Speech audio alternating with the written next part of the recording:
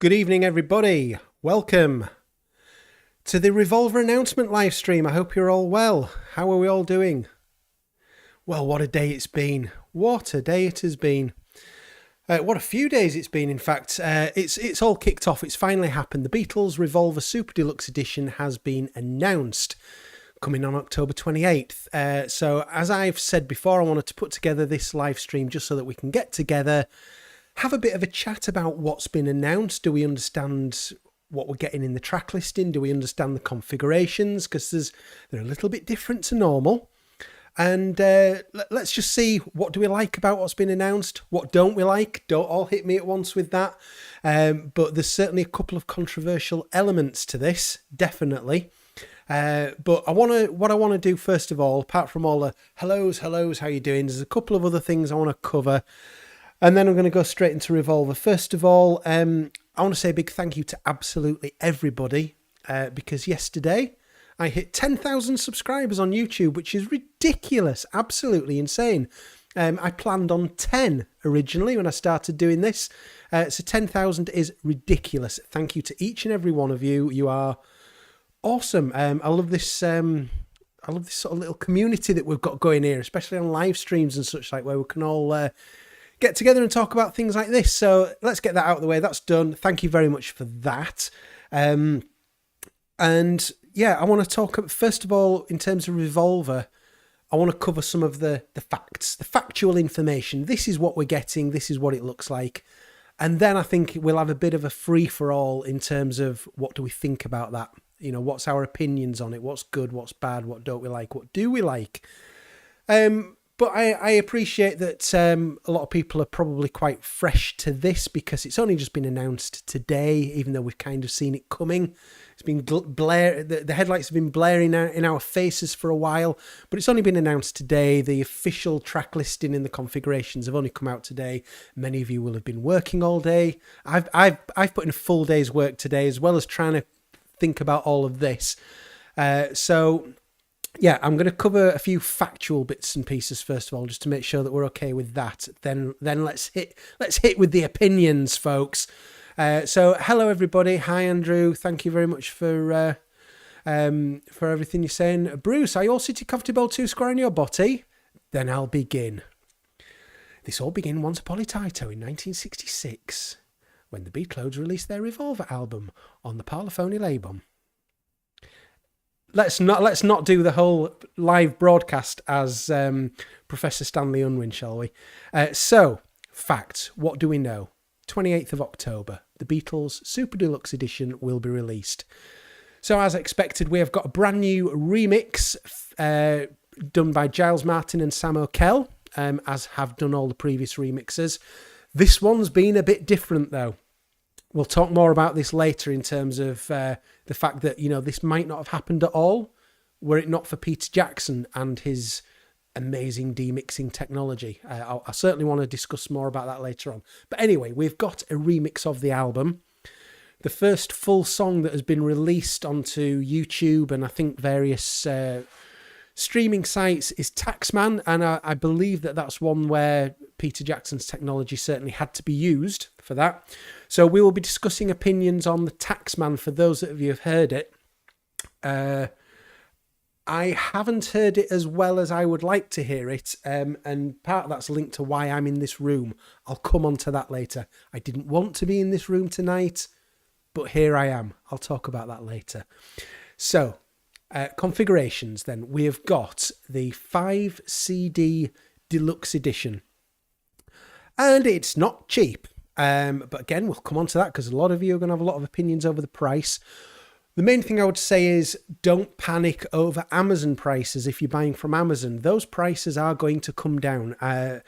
My belief in what they've done is they've been stung in the past of Amazon with coming in too low before other retailers, and because of their price guarantee, people have been able to claim that and get it at those basically lower prices than they should have done. For example, Flaming Pie, when that came out, I got it at £104, which was 50 quid cheaper than it should have been, because they went in too low. So I think they've gone in high knowing that they can come down. Those Amazon prices are coming down, okay? So 5 CD Super Deluxe Edition. I will come to your chat, please, folks. Do you? I'm not standing up. No, I am sat down here. Is he? I will come to the chat as soon as I can. I just want to get these sort of factual bits out of the way first. 5 CD Super Deluxe Edition. So disc 1 will be the 2022 remix of the main album. Discs 2 and 3 are sessions. So that's outtakes, demo versions, alternate takes, that kind of thing. Of songs from the album and also of Paperback Writer and Rain, because of course they were done during the same sessions. Disc 4, we will discuss more later, no doubt, is mono, and it's described as the original mono master. I believe there will be some subtle differences to the mono version in the mono Beatles in mono CD and vinyl box sets. Subtle differences, not huge, but I believe it will be a slightly different thing. We'll talk about that more later. Disc 5 is the Revolver EP, which on side A is Paperback Writer and Rain New 2022 Stereo Remixes. Side B is Paperback Writer and Rain Mono Mix. If any of you have never heard Paperback Writer in mono, it is insanely good. It is probably just about the best thing the Beatles did in mono is that Paperback Writer mono version. So it'd be great for a lot of people to get that who've maybe not got it already. So, hello everybody who's saying hello. Yes, I will come to all this. Please don't think I'm ignoring the chat. I'm going to come to that as soon as I can. I want to get these facts out of the way first. Also in that 5 CD Deluxe Edition, there is a 100-page book. Now, these books are not cheap, and they certainly go a long way towards the cost of these things. Those books could be 30, 40 quid in their own right, if released separately. So that's quite a big part of the price. There is no Blu-ray disc. That's a big thing for some people. What we have learned today, though, is that they've described this. What is it? I can't remember the exact term now. It's an audio. What is it? Audio mono? No, I'll come to it. We'll come to it in a bit. But it looks like it might be a download potentially. So that's going to be obviously different to the Blu-ray. You'll have your own opinions on whether you would rather have had a Blu-ray or a download. I've got my own thoughts on that one. Digital Audio Collection, it's called. I've just found it. Digital Audio Collection comes with the Super Deluxe, which is stereo and high-res, 96 kilohertz / 24-bit stereo and mono and Dolby Atmos. So although it doesn't specifically mention 5.1 mixers there, if you've got a 5.1 setup, you can play the Dolby Atmos mix and it will play it as a 5.1 mix for you. So I think that's a download card, but we don't know for certain yet. There's an interview that Giles Martin's given where he suggested that possibly the disc couldn't be created in time for the box set, and that's maybe why it's going to be some sort of a download, it would appear. So that's your CD version. There is going to be a 4 LP plus 7-inch EP vinyl version. You've still got the full book. It's exactly the same track listing as the CDs, but it's all on vinyl. The main difference between this and the Let It Be box set is this EP is 7-inch rather than 12-inch. Maybe that's to do with them being two shorter tracks than what we had on the Let It Be box set, possibly. I don't know. There is a 2 CD version, which you get the 2022 remix and a disc of highlights, session highlights it's called. There's a 1 CD version, which is just the remix. There's a 1 LP version, which is just the remix. And I think from the Beatles official website, there is also a picture disc available. And I think a vinyl slip mat as well. So that's your kind of factual information out of the way that I just wanted to do. Let's hit it with some opinions on some of this. So I'm going to try and sort of stick to topics. Let's kind of exhaust a topic and then move on to the next one. So first of all, I want to know from anybody who's heard the Taxman remix that's been put out on YouTube and other streaming sites today, what do you think of Taxman? I haven't had a chance to hear it really properly on my hi-fi system, and it links to the reason why I'm in this room. So while I'm waiting for your comments to come through, I'll explain. My granddaughter is staying overnight tonight in the room next to my music room. I can't do this from there because it would wake her up. So I've had to come outside into another room and do it out here. I can't play my stereo hi-fi because that's in that room as well. I've heard it through my soundbar that's attached to the telly in here. So I've kind of heard it, but not in as good a quality as I would have liked to have done. Right, I'm going to your chat now. Pavement, you've ordered the 5 CD version. Excellent. Steve's stuff not showing on Amazon UK yet. I am going to drop you some links into the chat now. Like I said, don't worry if Amazon is your preferred retailer. Don't worry about the prices at the moment because they're coming down, and if you've got an order in, you'll get the lower price. So this is what's this one? Hang on a second. Let me just get these links for you. Let me just get myself a little bit organised here. It's coming. Right. I'm going to send you... The first link that's coming through is the 5 CD version.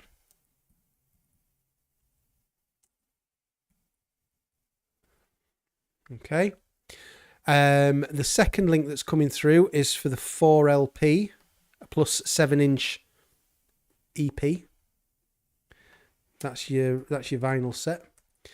I haven't got a link yet for the 2 CD version. That just seems to be not very forthcoming. But it does look like that's going to be a very good value for money version. That's a 1 CD link coming through, and then I've got a 1 LP vinyl link coming through. Oops. So there's some links there. Okay. Yes, it is cheaper elsewhere at the moment. Amazon, HMV, for example. What records are cheaper at the moment? I fully expect that Amazon will price match those soon. But if you've got your order in, you will get that lower price. That is my full expectation. And if they don't drop it, cancel your order. That's what I'll do. Absolutely. The main thing for me is I want it on release day because I want to do that video.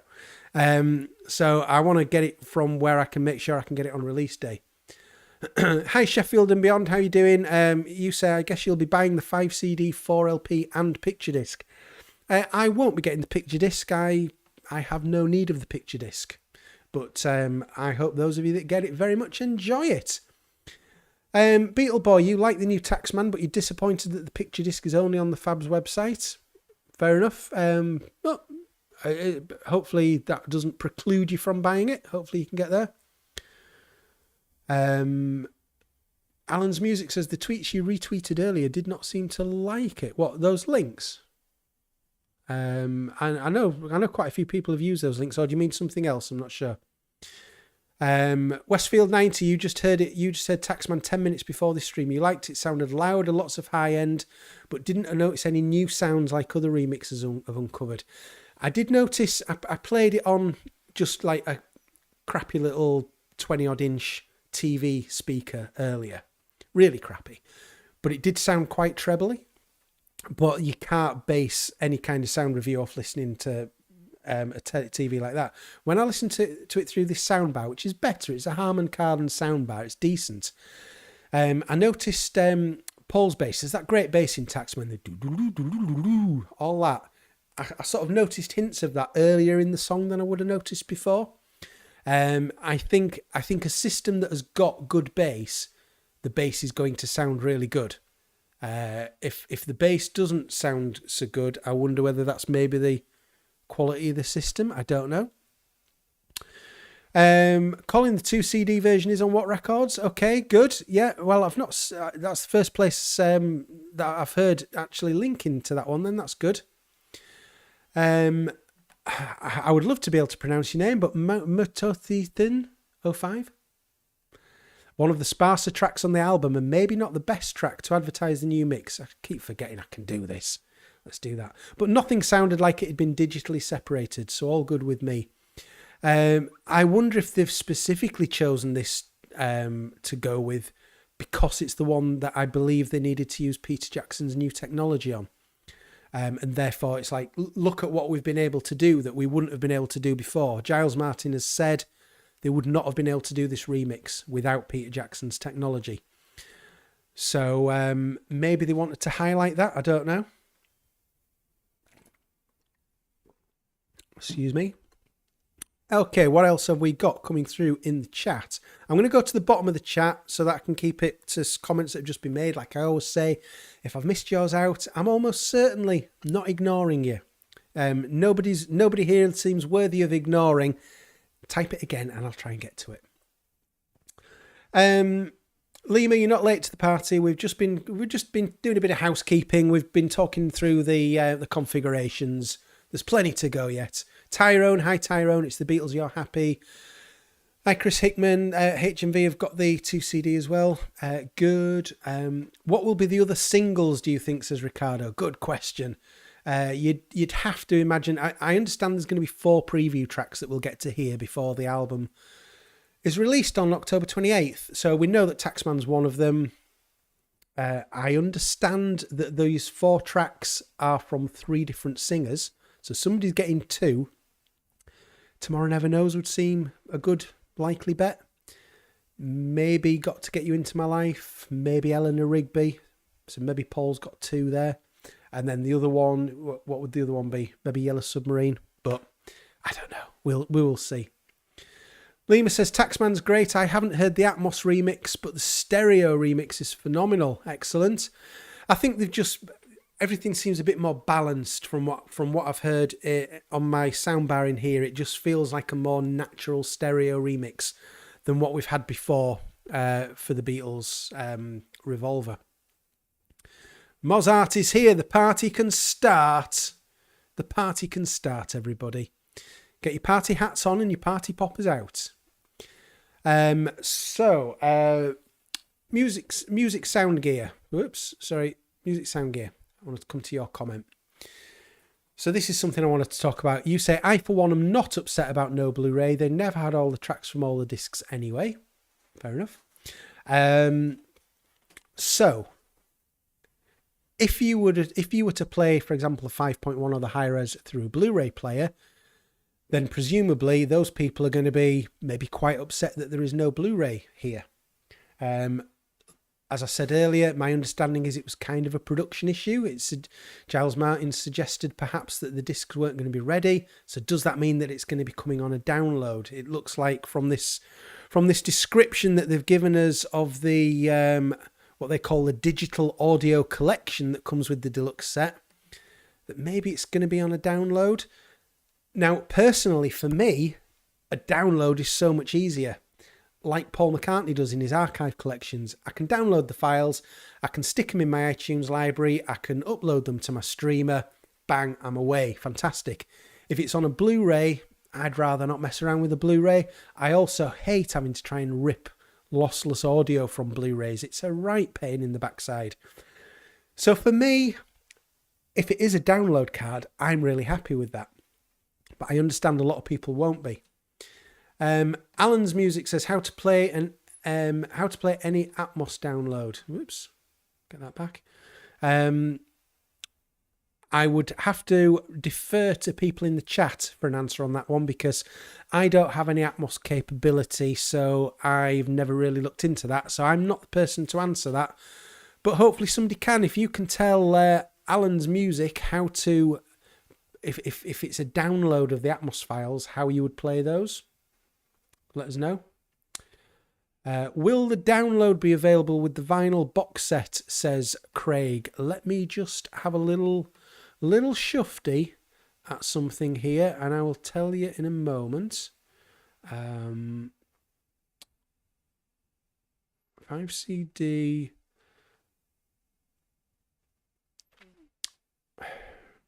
Trying to find that information out for you.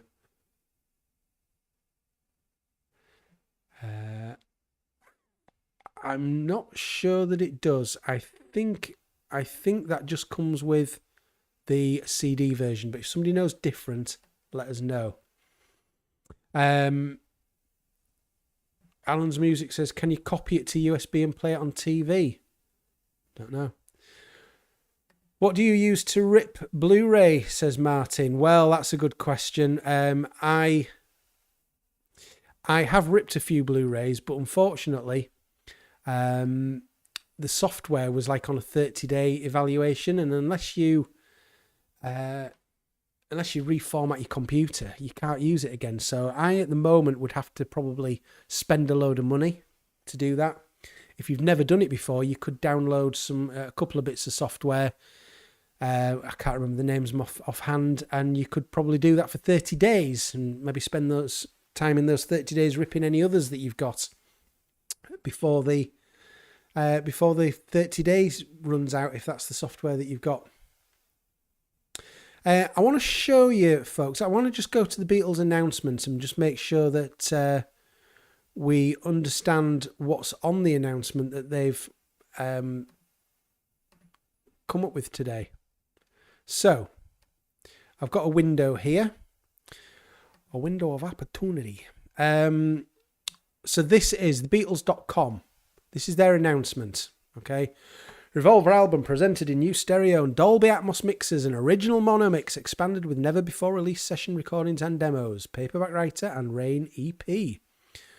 So there's a load of text here, obviously stuff to reel us in and make us think that it's absolutely amazing. But let's get to some key stuff here.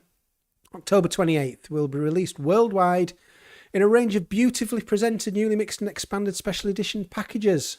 So I want it to be beautifully presented, if that's what they're telling me. It says down here, 14 tracks newly mixed by producer Giles Martin and engineer Sam O'Kell. There's nothing surprising there. I think we know that.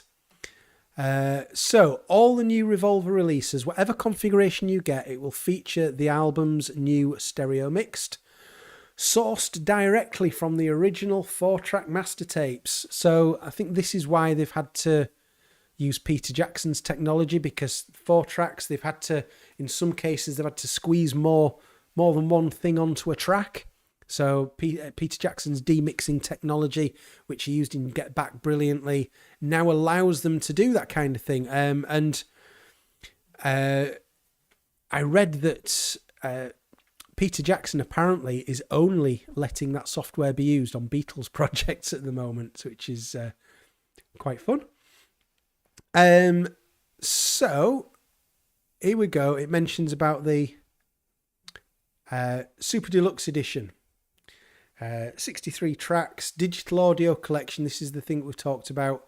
Your high res, mono, and Dolby Atmos. And like I say, if you've got 5.1 set up, then you play the Dolby Atmos and that plays it as 5.1, my understanding. So there's all the different, if you want to go to thebeatles.com, it's got all of the information in there about all the different configurations and what comes with them. Okay. So, and then it's got loads of information down here about what you get. But just to confirm here, the Super Deluxe 5 CD that comes with a 100-page book, it does suggest there that it also comes with the digital audio collection, is what that says. And then you've got all the track listing there if you want to have a look at that at your leisure. But it does specifically omits the digital audio collection from the bump about the Super Deluxe vinyl. So I think you can assume that you're not going to get that with the vinyl package. Okay. You've got your track listing for the 2 CD there, so you can see which of the sessions are in there. So there's all that information there on the Beatles website, should you want to go and have a look at that. I am going to come back to the chat now, because I don't want to have been avoiding all the chat. What have we got? Dirty Soul Monkey, are any of the outtakes from Anthology, or are they all new? So, good question. There were 7 tracks on Anthology 2 that were from Revolver, and there was another 2 tracks as B-sides of CD singles. I believe that they are all on here, but a lot of people have never liked the Anthology sound quality, so hopefully these should be better sound quality. Who knows whether or not they've got a bit more chatter at the beginning and at the end, whether they're exactly the same, we don't know. So you might end up with they might give us a little bit more chatter, for example, on some of them. I don't think we're going to know that until it's released and we get to hear it. The laughing version of Got to Get You Into My Life was on Anthology 2, as was Tomorrow Never Knows Take 1. Yeah, they're both on here. There's also the same backing track of Got to Get You Into My... Sorry. The laughing version of Got to Get You Into My Life. No, it was the laughing version of And Your Bird Can Sing. Laughing version of And Your Bird Can Sing. I've just, trying to think on my feet here. There will also be the same version of And Your Bird Can Sing with the main lead vocals, but without the giggling. So if you've always liked that take, but wanted to hear it without the giggling, that will be on there as well. Music sound gear from the page that I just showed. The album's new Dolby Atmos mix will be released digitally. Okay, great. Good. Dean's got a good question. Do you think Giles, Martin and co would have developed the demixing technology regardless of Peter Jackson working on Get Back? I'm sure there's other things been worked on, and I think they did have access to some demixing technology, and they've done bits before, but it seems like Peter Jackson's just taken it to a whole new level. So it's not long ago that Giles Martin was saying that they couldn't really do Revolver. And I think it's only because of what Peter Jackson's brought to the table that they've been able to do this. It's a whole new ball game, is this? Stephen Gilmore, hello there. You're quite disappointed in the track listings. Do we really need 4 versions of Yellow Submarine? Also, no Blu-ray is... What is no Blu-ray? Disappointing. I'll still buy the CD box set as I'm a mad fan. You can't see all that, can you? So... yeah, well, that's as much of that chat it puts up on the screen. Never mind. So you're quite disappointed in the track list. Do we need 4 versions of Yellow Submarine? I'm interested with Yellow Submarine because it sounds like we're going to learn something quite radical about this song in terms of John's involvement and an original John demo. It sounds like John was a lot more involved in it than we maybe previously thought. I think we've always kind of thought of it as a Paul song, but it sounds like there's quite a decent element of it. Maybe in the verses was John's and we've got his original demo. And then just the fact that it's such a fun song with all the sound effects and everything, I think they're going to highlight some of that. So that could be interesting. Matt Phillips is saying the same thing here. From what you've read, 2 of the Yellow Submarine tracks are songwriting sessions, which feature a very early version sung by John. Yeah, I can't get the rest of that text on there, can I? Never mind. As always, stingy with here, there and everywhere. Yeah, and the other one as well, Good Day Sunshine, isn't represented in the sessions. And my understanding of that is because they kind of pretty much nailed it straight away. So there wasn't really outtakes as such. Certainly not full takes anyway. Hi, Caitlin. Yes, we do need 4 Yellow Submarines. Caitlin, I saw that you got an early preview of the box or the album. Is that right? If you want to tell us anything more about that in the chat, that would be very interesting. Addictive Media says, I listened to the new version of Taxman and it has been guided by the original, but it is so much better mixed. You can no longer hear the terrible tambourine edits. Excellent. Well, I look forward to studying that a lot more closely than I've had a chance to so far. Well, there's the big question, isn't it? What's next? Rubber Soul? Well, I mean, the obvious thing to think is, well, now are they going to start going backwards? They've been going forward to the end. Now are they going to start going backwards? But then you think, well, next year is the 60th anniversary of 1963. Please Please Me, and with the Beatles. Wouldn't it be amazing to get 60th anniversary package? Even they might decide to maybe go do a 1963 box, cover both albums in one. Or would you prefer them to do, bear in mind how expensive it is, would you prefer it all to be in one box, or would you prefer it split? Let's have a Please Please Me set that might cost something like this, and then a With the Beatles set that might cost the same again. What if they put 1963 all in one and it brought the cost down overall? What would you think about that? So, don't know. Be interesting to see what they do next year. Are they going to go backwards, or are they going to take advantage of the anniversary? We will see. Elliot's adamant on this. Rubber Soul has to be next. It goes hand in hand with Revolver. Yep, fair enough. I certainly think that Rubber Soul needs a good stereo remix more than anything else. For definite, because the two stereo mixers that we've got at the moment, the 1987 is washed with reverb and not amazing, and then you've got the 1965 original, which is, half the band are in Liverpool and the other half are in Hull, and there's like nothing in between. So it's that could really do the stereo remix.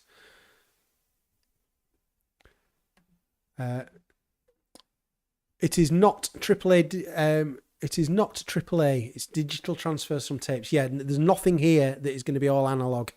Although it says they've sourced it directly from the original master tapes. What that will mean, I guarantee you, that means they've done high-res transfer of those original mono tapes to high-res digital.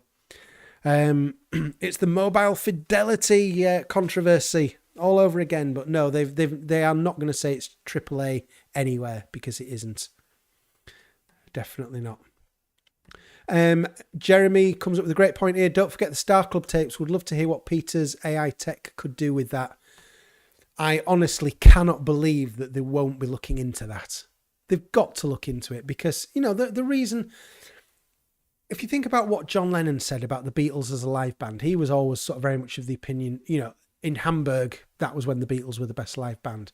So that is them just about at what John Lennon regarded as a peak, but it's the audio quality. That's the reason why they didn't want that release in the 70s, and why George Harrison went to court to try and get it stopped.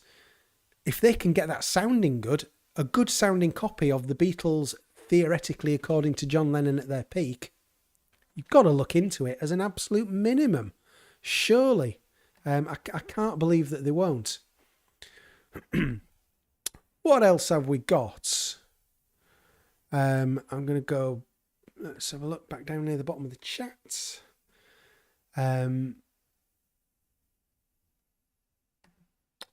Victor, the fact that there's a plus before the digital audio collection mention makes me believe it won't be included in the CD box.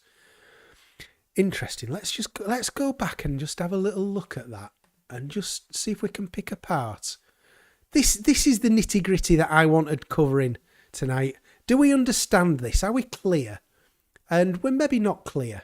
And I might be as unclear as anybody on this. So let's just go back to... you see, this says, track listing. Super Deluxe, 5 CD plus 100 page hardbound book in slipcase. Now, I'm going to get really pernickety here. You see that little open square bracket there? If that was closed there, that would make me suggest that that's what you get with your Super Deluxe, and that the digital audio collection also replicates that track list. The fact that that's all grouped together under the Super Deluxe heading, that makes me think that it comes with it. I really hope they clarify this. I think it comes with it, but is there an element of doubt there? I don't know. Let's just go back to the chat and see what you think. Now that we've had this little discussion, what do you think about that? It looks to me like it's there, but is Victor right? Ricardo, you think Revolver needs the remix more because they brought the technology of then to its limits. That's great, but you hear it. That's very interesting. This is something I was thinking about an hour ago before this live stream started, about the fact that Revolver is probably the most difficult of all of the Beatles albums to do this treatment on, because it's kind of in this sweet spot, or the perfect storm of quite a few tracks that have been... they're obviously getting more sophisticated. They're using more tracks. They're welding those together into 4 tracks. they haven't yet got to the Sgt. Pepper phase. They were able to do a possibly an easier job on Sgt. Pepper with the fact that they had all the multi-tracks. Everything that they recorded kind of had its own recording anyway, so they could build it all together again. This, they've had to split a lot apart. As they go back, they've probably got less that they need to split apart because, like Ricardo says, they weren't being as adventurous. They weren't using the limits of the technology as much.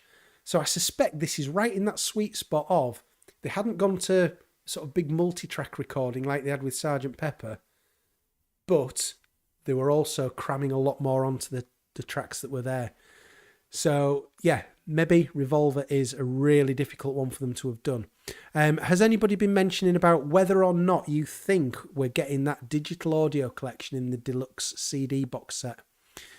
Mike, you think it'll be a download card? I hope you're right, and I think you're right, but it's certainly open to a bit of interpretation.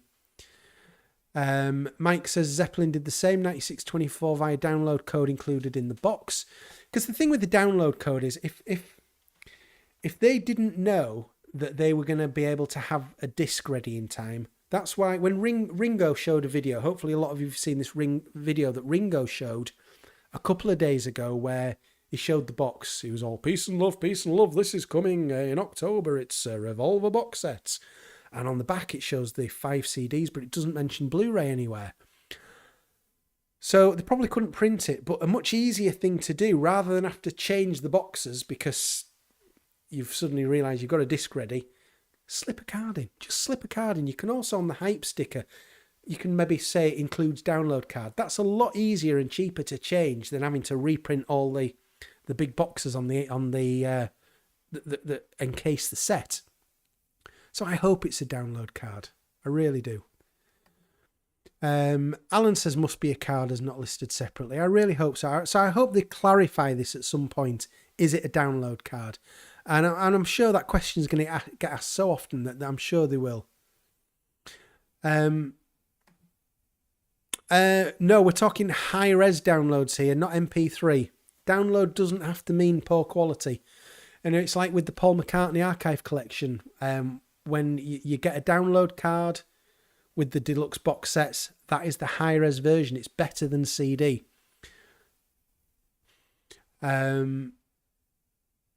So what else have we got? Good comment from Paula here. I might add, what an absolutely cool and gorgeous looking period for them this was as well. They were super cool in '66, weren't they? They really were at the height of their cool then.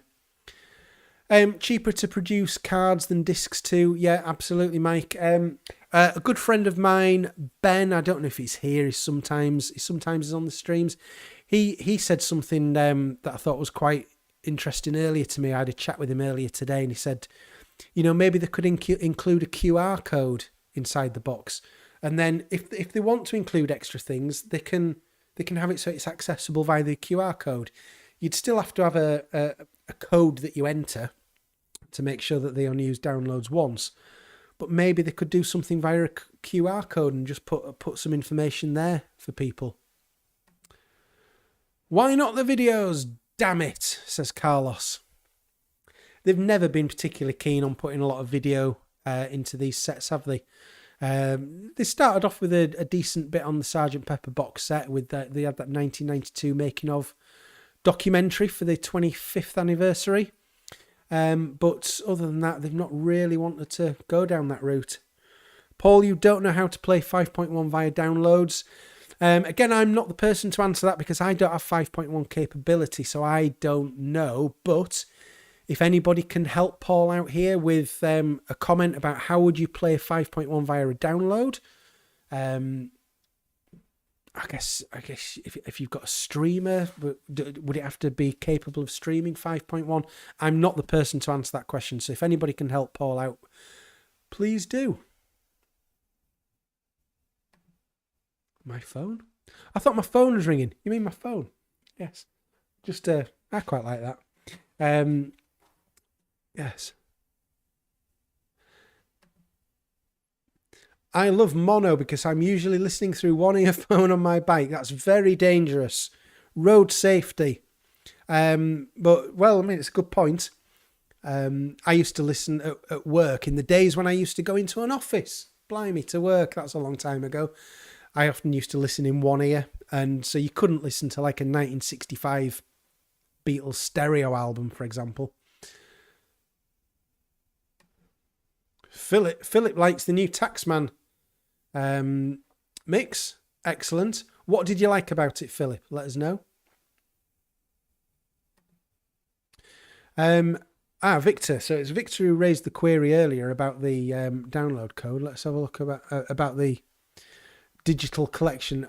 Look at the last line of the page. There is one CD, digital, one LP, and they definitely won't be released together. Let me have a look at the last line. I presume you're talking about on the website. Let's just pull that up and have a look. On the last line. Standard. One CD. I get what you mean. The fact that they're all grouped together, but it mentions different things. Yeah, I see what you mean. Interesting. That certainly gives credibility to your suggestion. I hope you're wrong. I really hope you're wrong. But yeah, well, I think the fact seems to be we just don't know at the moment, do we? Whether or not that digital audio collection comes, please let it come with the CD box. I really hope it does. I guess we'll find out. Okay, back to the chat. Yeah, it is very confusing, Alan, I agree. Different items, yeah. So Victor's definitely got a point here, but I really hope you're wrong, Victor. Paul is loving the raw guitar sound on Taxman. Excellent. I really am looking forward to cranking it through my hi-fi, which will be... it's going to be tomorrow. It's going to be tomorrow before I can do that.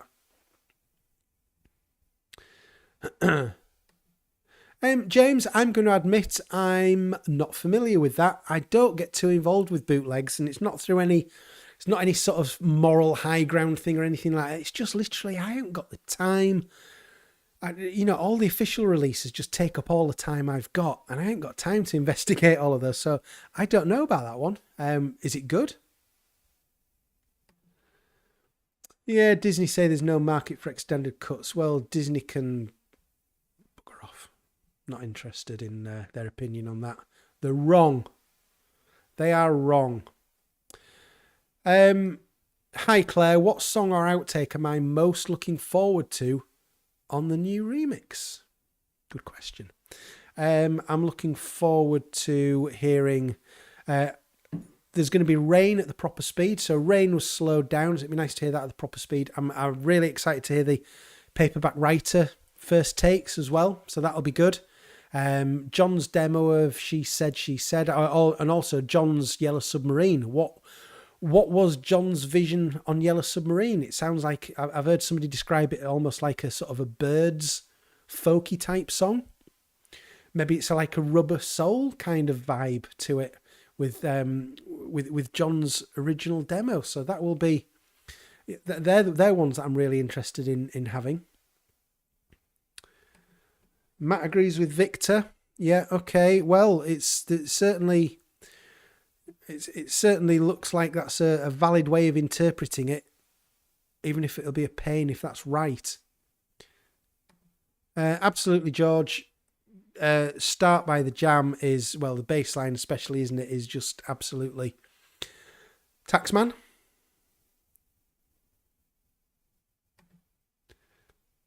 Graham, there is definitely a CD playing the album in high res.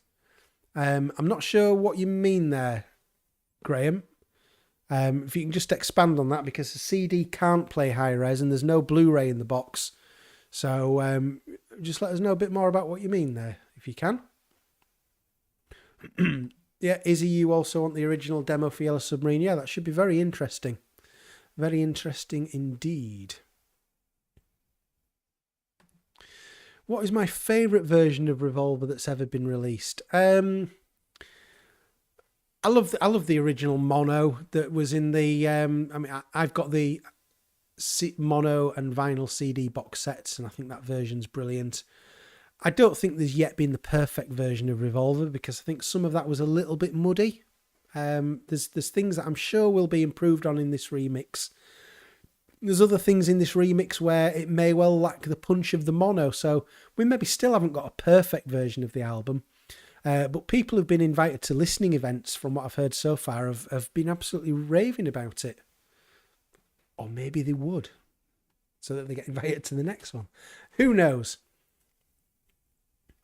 Stereo Fidelic. Unfortunately, because of my lack of access to my hi-fi system today, I've not been able to listen to them in great quality. I've only been able to watch those videos with the various songs just through a normal small TV speaker. So I'm not going to be able to have an opinion on that until tomorrow, unfortunately. Penny Lane, you're looking forward to seeing Mary McCartney's Abbey Road documentary. Then you found out it's going to be on Disney Plus. I still haven't cancelled my Disney Plus from. I got it for Get Back last year and still got it. I said I was thinking of cancelling it, and I got moaned at by various family who were piggybacking off my Disney account. So I've not cancelled it yet. So still got Disney, still got Netflix, still got Amazon Prime. It's ridiculous, really. It is ridiculous.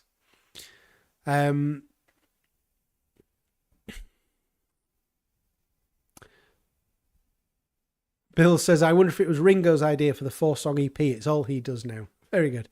Ringo loves his EPs now, doesn't he? New one out soon. So I'll be getting that. See what that's like.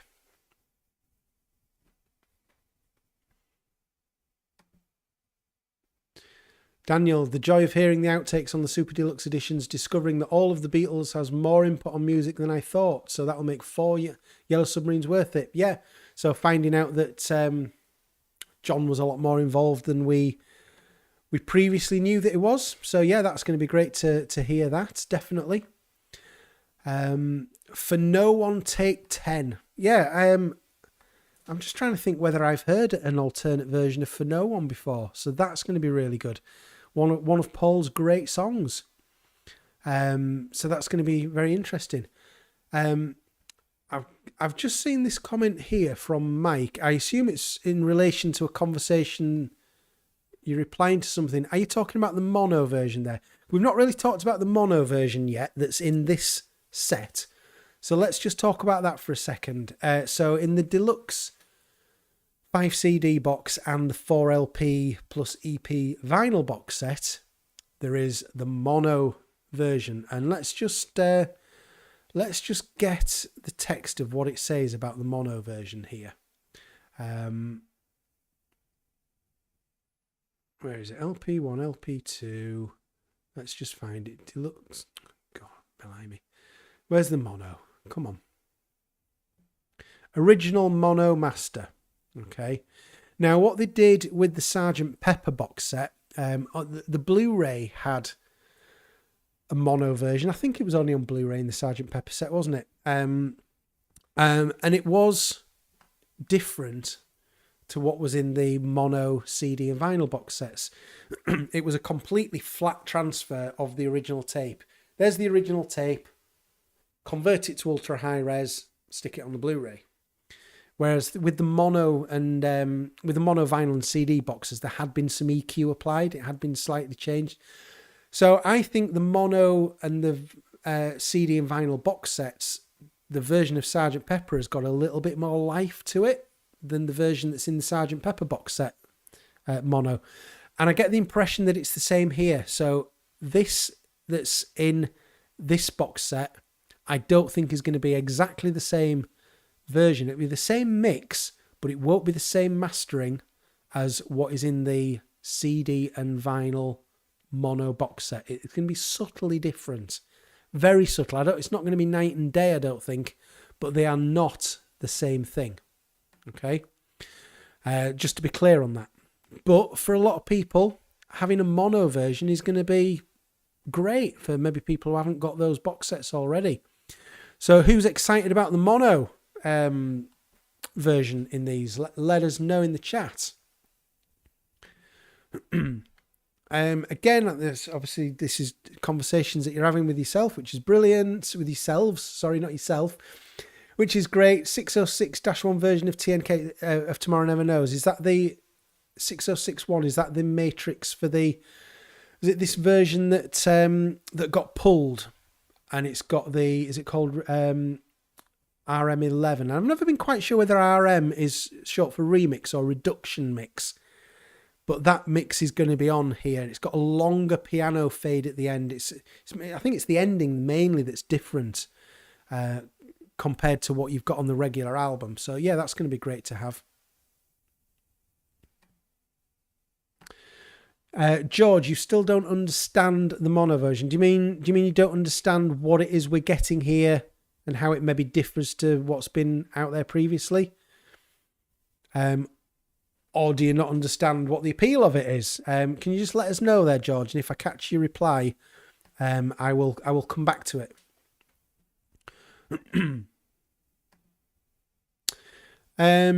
Victor, do I think the mono vinyl in the box will be a digital half-speed pressing or a 2014 version repress? Well, half-speed, yes. I don't know if Anthony's still knocking around, but he was kind of flipping between this and the Liverpool match. But Anthony sent me a message earlier saying that he'd seen something that said that these are all half-speed vinyl. So I don't think it's simply a repress of the 20 version. I think the 2014 is the one that's got some EQ applied to it, and this looks like, from the description, it doesn't. So I don't think it's going to be the same as I don't think it's simply a repress of the 2014 version. It'll be interesting to see what the packaging of that album is like as well. Will it have the fold backs like the proper mono version does? We'll have to wait and see. Or will they do something to make it clear this is not part of your mono box set. This is something new for this box. We will see. Oh, Anthony, you are still here. It's not going well. The last I saw, was it 4-1? I saw 3-0 and then was it 4-1? I dread to think how it's going now. Yeah, okay. Half speed implies digital. Well, it is from a digital source. It's from a very high res digital source. There's no debating that fact. But does half speed automatically imply digital? I don't think it does. No. Half speed can be analog, but this won't be all analog. This is not a AAA version. But you can have all analog half speed mastering. I mean, half speed is literally just the speed that the tape plays back at is at half the speed, and the speed that it's cut to the lacquer is at half speed. So rather than being at 33 1/3, it's at 16 2/3. So in theory, it's got more time to cut better grooves and get more information. That's the theory. That's the marketing. But you could do that from the original master tape straight to the lacquer. Byron, that is very, very kind of you. Thank you very much. I'll put that towards my CD box set that I've ordered. That's very kind of you. Thank you. Yeah, Mike backs that up. Half speed is not necessarily digital, although this is from a digital source, but it doesn't have to be. Stephen, you're looking forward most to the remix of She Said, an underrated Lennon classic. Is it underrated? Well, I guess it's not the most well-known, is it? You know, for any casual Beatles fan, if they've not got Revolver, you're probably not going to know that song. It doesn't make it onto compilations, does it? So I can see why it maybe not as well known as it ought to be. But fantastic song, absolutely brilliant. What else have we got? Victor says the 2014 pressing was taken directly from the analog tapes, so I don't think it's the EQ'd version. I think the 2014s are EQ'd.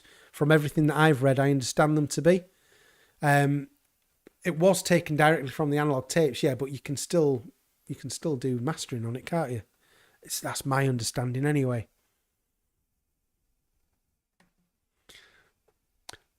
Paula's not interested in all this technical nonsense. just want to hear the harmonies and the beautiful vocals. And yeah, Paul, you've at the end of the day, that's what it's all about, isn't it? The fact that this is one of the greatest albums of all time by the best band of all time. That's essentially what matters, isn't it?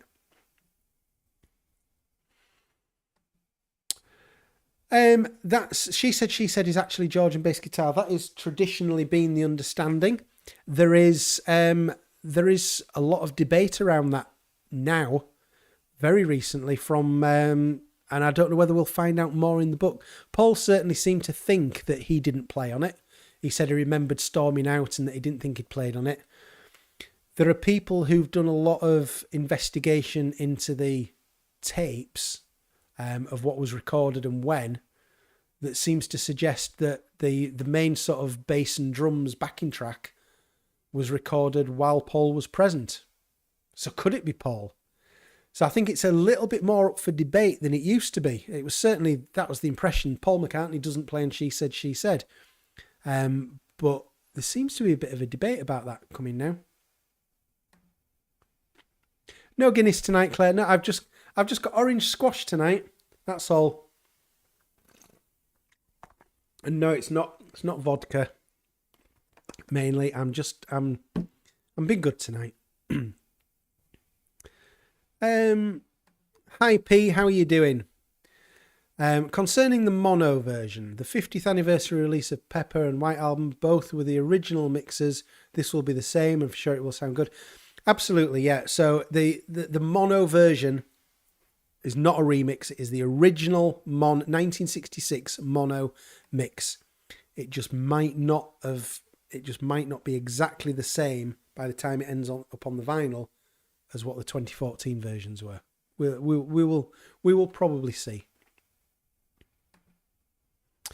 Why did Paul storm out? I think there was certainly some argument. Was it over the direction the song was taking? I don't know. I don't know if we've ever heard any studio chatter about why, but Paul certainly seems to remember not being there for quite a bit of it.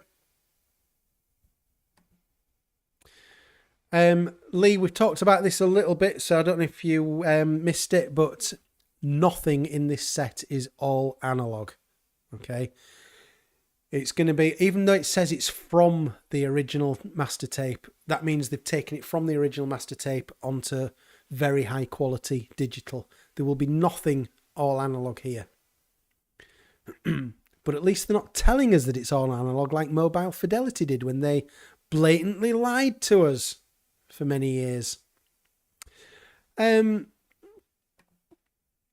have I ever pre-ordered from What Records? I have. I think it was the White Album CD box set I got from What Records, and very impressed with them. I haven't ordered from them since though, but I'm not ruling it out this time. We will see, but I certainly expect Amazon to price match them. So the main thing for me is going to come down to what's going to guarantee me that I can get it for the release date, because some of you will know that I ordered this that came out last Friday. And the reason that I ordered this is because, and I don't know if the camera will pick it up on here, track 2 on disc 1, I don't know if you can see, Wings, Good Night Tonight long version, the first ever official CD release of the 12-inch long version of Good Night Tonight was on here. Came out last Friday, arrived today, even though I pre-ordered it, so I'm not very impressed with that. So I just want to make sure I can get it on release day. And to be honest, I would pay more to get it on release day because I'm an idiot, basically. Yeah.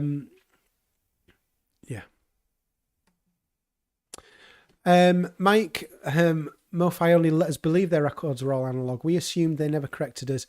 There are also videos from Mobile Fidelity engineers where they are specifically asked, and I've seen this video, it's on YouTube, they are specifically asked, so is it all analog? Can you confirm there is no digital step?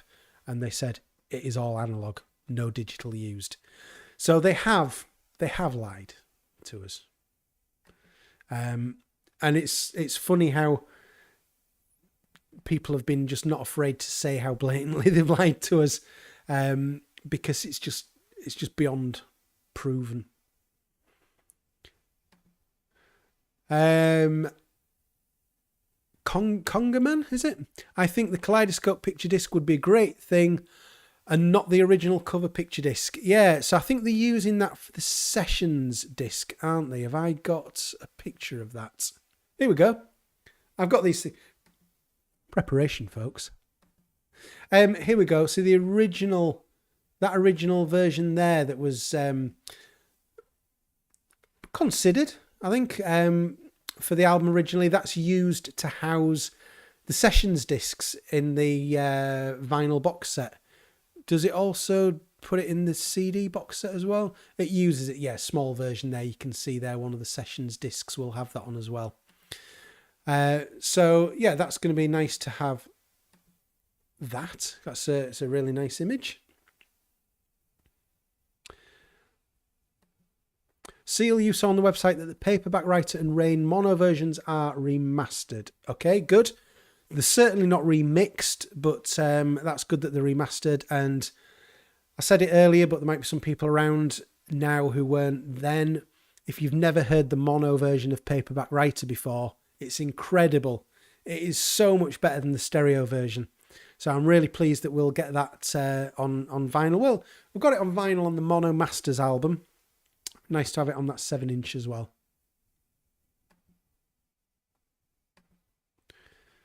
Dean says, Apple Core and Giles really need to watch my videos and implement my ideas of 62 and 63 box sets. Yeah, so my ideas basically is I would love to have a box set that's you could call it, you could have like a tagline. It might even only be like a promotional thing, from birth to Beatlemania. And it could gather all those things like those original, in spite of all the danger, and that'll be the day, you know, all that stuff that's on Anthology 1. It could have the Decca audition. It could have the Star Club tapes. It might say only go up to the end of 62, so it might have Love Me Do on there. If you started incorporating 63, that might be too big a box set, but I would... Everything up to the end of 1962, from birth to Beatlemania in one box set, that would be fantastic, I think. And a 1963 box set, I mean, I wouldn't be surprised if that's the avenue they go down now. Maybe for the early years, 63, maybe the most likely. 64 is a bit of a big ask, maybe where you'd have Hard Day's Night and Beatles for Sale, various singles. I don't know, but 63, I think there's merit in certainly them considering a box set. But the big box set is Decca Audition, Star Club tapes revamped by Peter Jackson, all those early demos, everything up to Love Me Do, from birth to Beatlemania. There you go. I'll have some commission, please, if they put that into effect. But I think it'd be great. Daniel says, you know what would be a cool topic? Contemporary albums to Revolver in 1966, for example, a quick one by The Who, Aftermath by Rolling Stones, Freak Out by The Mothers, Small Faces, etc. Yeah, that would be good. There's a lot of stuff there that I'm not massively familiar with, so there's things like that where people have really, really good ideas like that for videos where I'm not necessarily the best person to do it. I'd look at that idea and think, well, probably somebody like John Heaton could do a much better video than I could do on that, maybe. But certainly, going back years and years ago, I set up a playlist in iTunes. I wanted to do a playlist that was kind of from the birth of rock and roll up to kind of the end of the 60s. Not everything, but just pulling out key highlights. So it had for me what is the song that kicked off rock and roll, which is Rocket 88. Jackie Brenston and his Delta Cats, is it? So it started with that.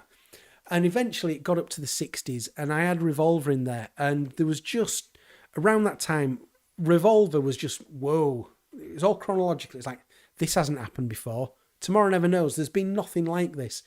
I put the Velvet Underground and Nico into that playlist as well. And again, when that album came up chronologically in this playlist, that took me about a month to listen to, and I listened to no other music that month, so I was on a trip going through the 50s and the 60s. Velvet Underground and Nico, it's like, wow, this is new, never heard this. The Doors' first album, it was the same. this is new. So I think around that period, yeah, Velvet Underground and Nico, Revolver, The Doors, it was like, this is all massively new what's happening here. And I tell you, it's a great way to spend a month listening to music. It really is.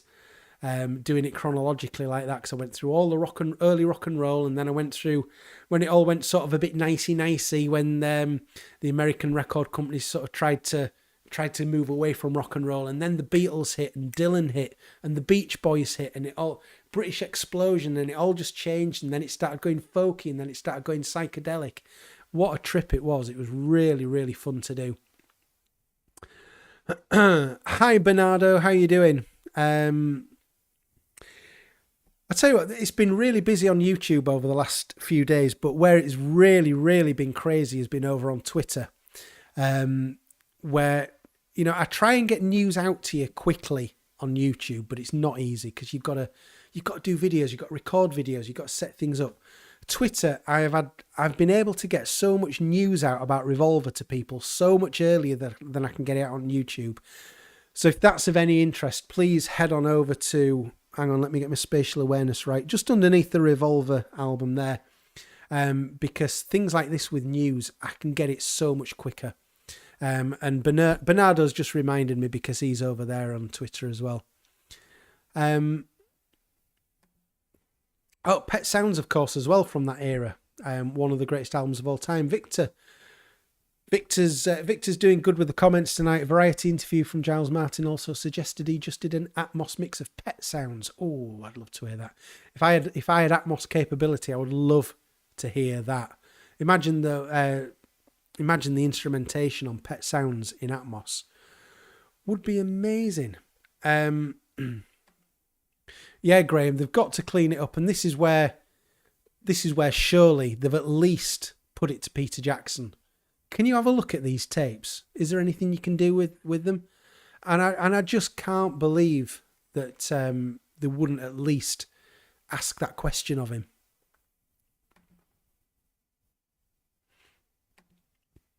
Thank you, Martin. I'm doing my best. That's all I can do is my best. It'll be good enough for some and it'll be not good enough for others, but I'm doing what I can. Thank you. Mark says, when A Hard Day's Night gets the deluxe treatment, it would be great if it included the US version of the soundtrack, which had, what did it have? Which had instrumental tracks taken from the film, including this boy. Yeah, they called it Ringo's theme, didn't they, on the soundtrack? And yeah, that would be good. It's got the sort of little Indian bits of music as well, hasn't it? Which it's amazing, isn't it? How that sort of no, the Indian bits are on Help. Forget I just said that. This boy Ringo's theme, yes, that's on there, and some great trivia about that. Some of you will know. So it's like an instrumental version of This Boy, isn't it? Played on guitar. Down, down, down, down, down, down, down. The person playing that guitar is Vic Flick, who's the same person who played the original down, down, down, down, down, down, down, down, down, down, down, the Bond theme. Vic Flick also did This Boy in Ringo's theme on the US. I mean, he didn't do it for the US album. He did it for the film and they put it on the US album. But same person played guitar on both of those. A little bit of trivia there that some of you might have known. Some of you might not have. And yes, the other fantastic Bond and Beatles link, one day separates the first Beatles record and the first James Bond film. It's amazing that, isn't it? That those two, what a week that was. And nobody really sort of, there wouldn't have been any fanfare about that week. But it's a bit like, I mean, there's certain things that happen on the same day as each other. I think Blonde on Blonde and Pet Sounds, there's a bit of debate over release dates for at least one of those, but it's suggested that they probably came out the same day as well. What a day. Moving forward further into the 90s, Nirvana's Nevermind and Red Hot Chili Peppers' Blood Sugar Sex Magic came out on the same day as each other as well. What a day that was. But anyway, is Flick there? Very good. I see what you've done there. That's a good little pun there. Is Vic there? Who was that? It was sort of punk era, wasn't it? Music Sound Gear, you're holding out for the price drop. You have Apple Music and they show all 4 CDs and the EP with Taxman available today. Once it gets to about Let It Be price, I'll get it. I mean, it obviously will eventually, won't it? There'll be deals. I think the Let It Be box has come down quite a bit as well recently. There's been bargains available to be had on that. Excuse me, dry throat. This is interesting from Ricardo. I don't know the answer to this. Didn't they nearly include a scene of the 66 Japan concert in Bond? Well, that must have been for You Only Live Twice then, wouldn't it? Because that was 67, and there was quite a lot of that set in Japan, wasn't there, with Tanaka? Interesting. I don't know the story behind that, but that would be... I would like to know more about that. That would be interesting. Excuse me. Thank you, Eric. I'm trying to bring information that I have. I'm sure there's lots of information I don't have, but where I've got it, I'm happy to share it with you. You're going for the vinyl box set. Dean, that's very, very kind of you. Thank you very much. What would I like in a Rubber Soul Deluxe? What would I like in a Rubber Soul Deluxe? Well, I mean, it's interesting about just how much will there be in terms of outtakes, because Norwegian Wood was such a rushed album in terms of trying to get it ready for Christmas. They actually had to stop the sessions at one point, didn't they? Because they'd run out of songs. They didn't have anything left to record, so they had to stop the sessions for a little while. And John and Paul went off and wrote some more songs, and then they came back. So, I mean, the main thing for me with Rubber Soul, probably more than any of the other albums so far, is the main remix of the album. Whereas with like Revolver, the remix is important, but I want to hear all this stuff that I've never heard before. I think Rubber Soul, the main thing for me will be the remix, because it so badly needs it. But it will be interesting to see whether they include anything like the take of I'm Looking Through You that made it onto the US, was it mono or stereo version of the album, that's got the breakdown. Because it's interesting here, this is the first album, this is the first remix, is Revolver, of an album where the US had its own version. And what we've seen here is that has been ignored completely. There's no nod to it, there's no concession to it. The UK album is the one, forget everything else. That's the approach they've taken here. So I don't know whether they'll include that, but it is like an officially released version of the song. So it'll be interesting to see whether they include that. But I just want to hear whatever demos and outtakes I haven't heard before, really. And I'm not quite sure what they would be, to be honest. It would be nice to hear another version of In My Life, because there certainly wasn't anything of that on Anthology, to my memory. So that would be interesting to hear. Maybe another... I'd like to hear some other takes of Drive My Car. That would be good. You know, how did they approach that? Because the one thing the Beatles are great at, they were great at many things, but my God, did they choose the right takes? Did they get to the right versions of the song every time? You hear the outtakes of the Beatles and you think, yeah, you can see why they kept on working with it. But my God, they nailed it every time. And actually, there's only one song where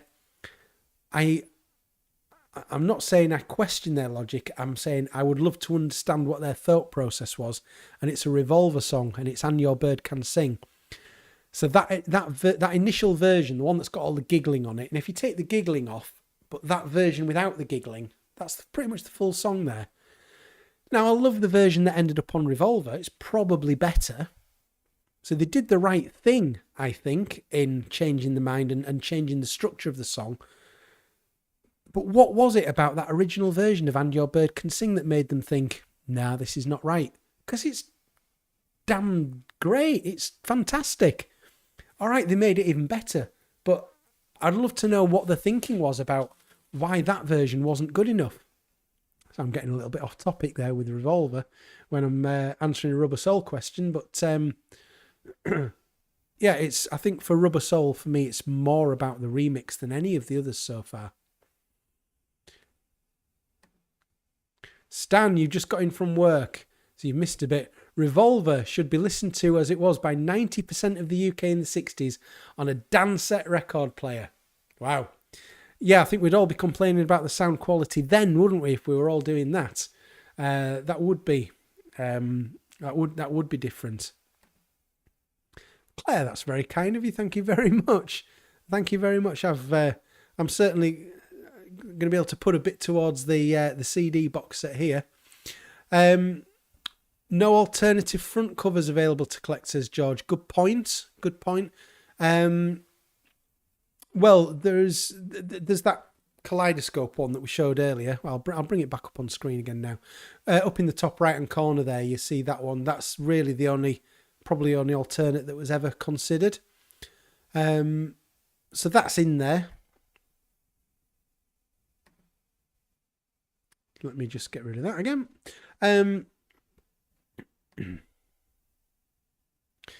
You like Got to Get You Into My Life demo too? Yeah, I like the one that's on Anthology too. So it'd be interesting to what else we get in this version around Got to Get You Into My Life. More cowbell. Saturday Night Live, that wasn't it? More Than a Feeling, was it? Or was it Blue Oyster Cult? Oh, I can't remember.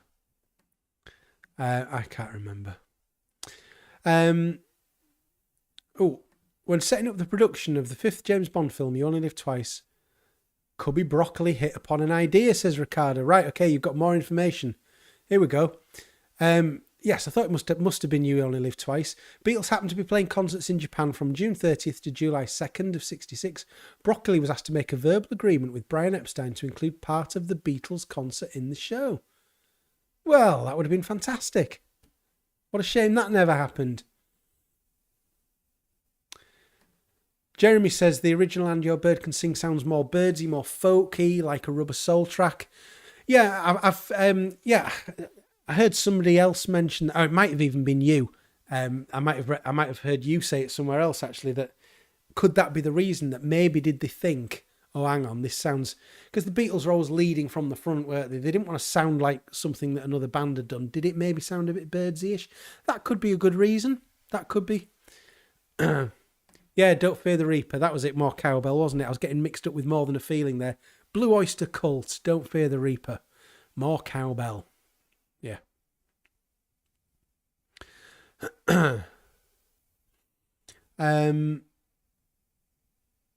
Is Martin's replying to Mazzy? Is Mazzy here? Oh, yes, there we go. Yes. Hi, Mazzy. How are you doing? Freeman cover is on the LP. Yeah, I think we've just been mentioning that. Yep.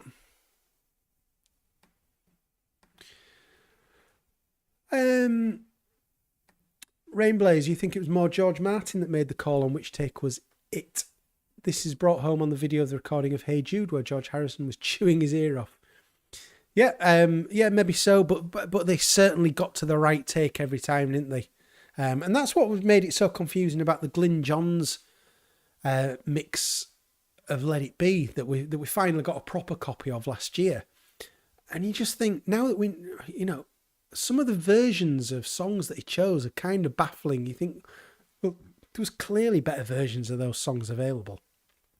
So why he chose those, I don't know. Talking of Let It Be, I'll just something I'll mention that some of you will know about, some of you may not know about. If you listen to the I Am the Egg Pod podcast, or even if you don't, he's just done, Chris from that podcast has just done, it's gone live this week, a full hour plus long interview with Michael Lindsay Hogg, Let It Be director, all about Let It Be, and it's brilliant. So if you haven't heard that, I Am the Egg Pod podcast, check it out. Brilliant. Michael Lindsay Hogg really going into detail about Let It Be. It's really good. Okay, how are we doing on the comments? Get your questions in, folks. I want to answer your questions before this live stream gets wrapped up because I have a few minutes left, but we've certainly done the most of it. If there's anything pressing, if you've got any questions about what's in the Revolver box, let us know and we'll try and answer it. We've got this one big thing that we're still a bit unconvinced about. the point that Victor raised about the this digital, what's it called? Digital audio collection, and whether or not it appears in the 5 CD box. There seems to be a bit of contention over whether it is or not. Bernardo, what are my thoughts about the Giles Martin mixers, and what do you think about Peter Cobbin's Yellow Submarine song track? So first of all, in terms of Giles, I think each one's kind of got a bit better so far than the last, and I hope that continues with Revolver, but I've not heard enough yet to be able to make a call on that. But the Sgt. Pepper one was, some of it amazed me when it first came out, like the clarity of the opening to Lovely Rita. That guitar, that acoustic guitar just sounds like you've never heard it before. It sounds fantastic. There was other things that confused me, like why is Mr. Kite so loud? I thought some of A Day in the Life, I thought the compression on it, I thought it lacked a bit of the impact of the original. But there was some parts of it that I absolutely loved. I loved how the bass was brought out in with a little help from my friends, and I know some people really didn't like that, but I really did. Then I think White Album, we went on to next, and I've said this before, but I think with the White Album remix by Giles Martin, there's a case for an awful lot of the songs on there sound better than they've ever heard before in isolation. You put it all together, and that last third, the last third of the White Album should take you to a dark place, kind of from long onwards. It's a spooky album, and it doesn't quite feel like that for me on the remix. But like I say, if you take a song in isolation, it sounds fantastic. Abbey Road kind of blew me away. I really like that. Let It Be, I think, is the best version of Let It Be I've ever heard. So I think they've been getting better progressively as it's gone along, in my opinion. Chrome Destiny, yeah, I've just been talking about that. Well worth checking out.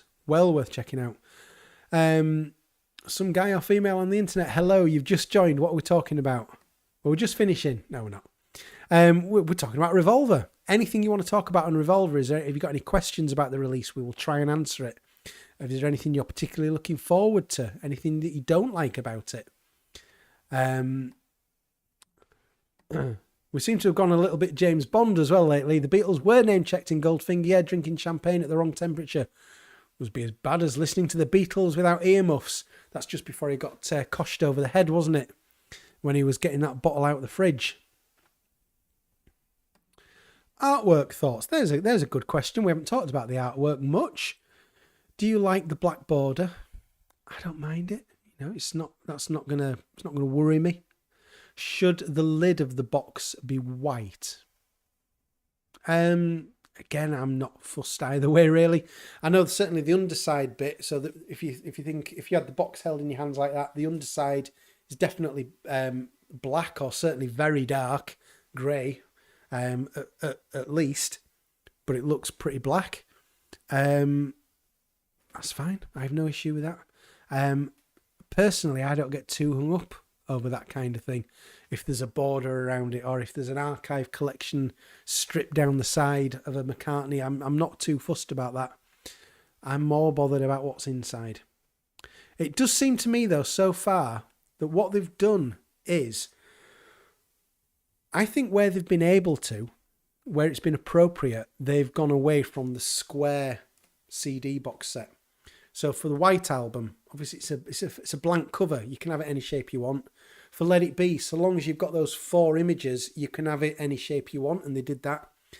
But for the others that they've released, for Sgt. Pepper, Abbey Road, and now Revolver, which have a very definite square piece of artwork like this, they've gone with square boxes. And I get the feeling that where they can veer from that, they do. But I think now, all the albums now are probably going to be square, because I'm not sure that you could veer away from it. But certainly with White Album and Let It Be, where they could go away from a square cover, they decided to do that. Pete, you would have liked to have been able to get the mono LP on a 2 LP version instead of having to buy the box set. Yeah, and I guess That's why they've not done it, because you've got to buy the box set. They know that there's people out there that want the mono version. So that's why they've put it in the box set. So it's this age-old thing, isn't it, of what's best for the customer and what's best for the company who's trying to do business here. And those two things are not always going to be the same. Sorry, I've just realised, Andy, I'll come to this, that there was part of a previous question that was also about what did I think of the Yellow Submarine soundtrack. So I've just recently bought it on vinyl for the first time. I got the CD the day it came out in 1999, but only about 6 weeks ago did I buy the vinyl for the first time, and I love it. I love that soundtrack. They are great remixes, and it's especially when you hear the Rubber Soul songs that are on there that you think, my God, this is what Rubber Soul could sound like in stereo compared to the 87 and the 65 mixes. So so I just realised that I missed out a little bit of a previous question there. Have I missed anything massive on the chat? I don't think I may well have done, but I'm just going to go to the end of the chat again. Mark, will I be doing a live stream when the next Bob Dylan bootleg series is announced? Maybe. It'll be a little while yet, though. It's going to be a little while yet. That's all I'll say on that. It's not imminent. I read your mind there. Well, it was your comment I flashed up about Yellow Submarine songtrack, wasn't it? So do you have similar thoughts on that?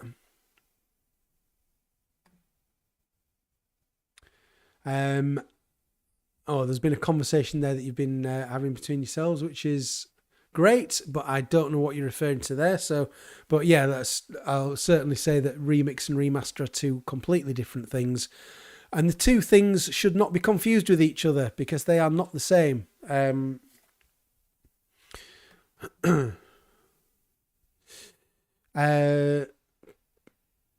Chrome Destiny.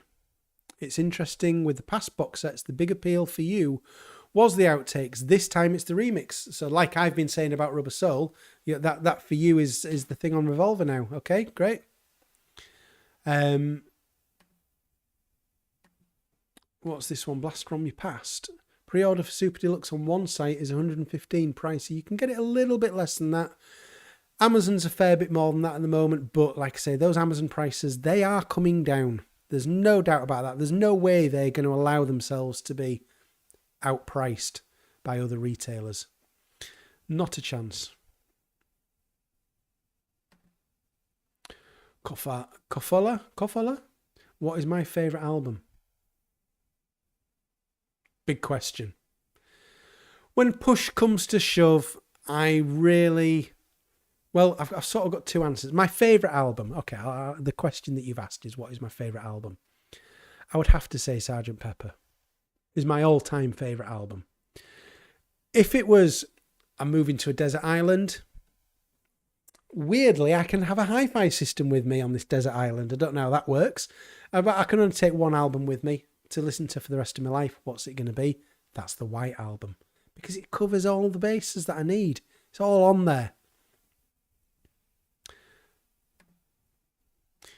CGC Vinyl Guy. It seems the Revolver box will include songs that were already released on Anthology, plus Here, There and Everywhere off the Real Love single.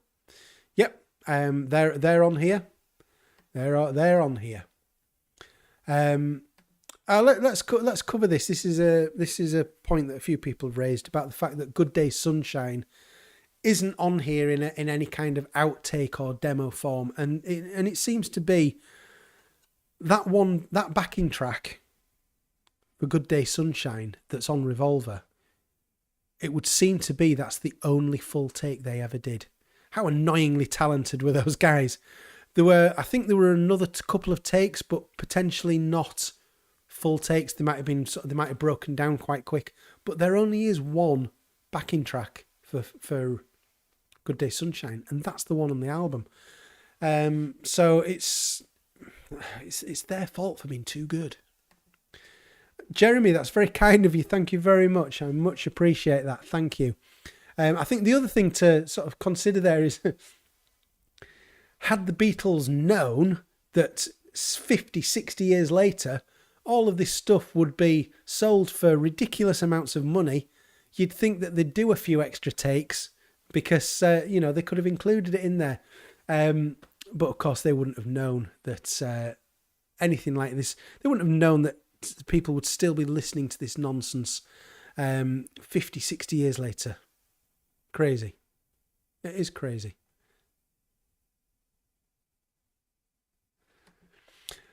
Dean, you watched a video on a song called Watching Rainbows during the Get Back sessions. Yep. Will we ever get Carnival of Night? And then it goes completely in another direction. Will we ever get Carnival of Light?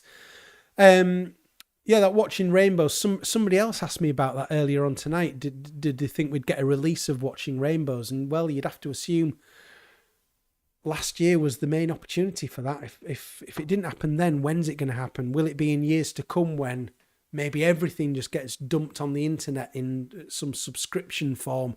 Pay your subscription and you can access everything. Maybe it's going to be then. Will we ever get Carnival of Light? My throat's going. Again, Sgt. Pepper box was the ideal place. It's not there. So once they start putting all of this stuff out on the internet for everybody, then maybe that's the time to do it. I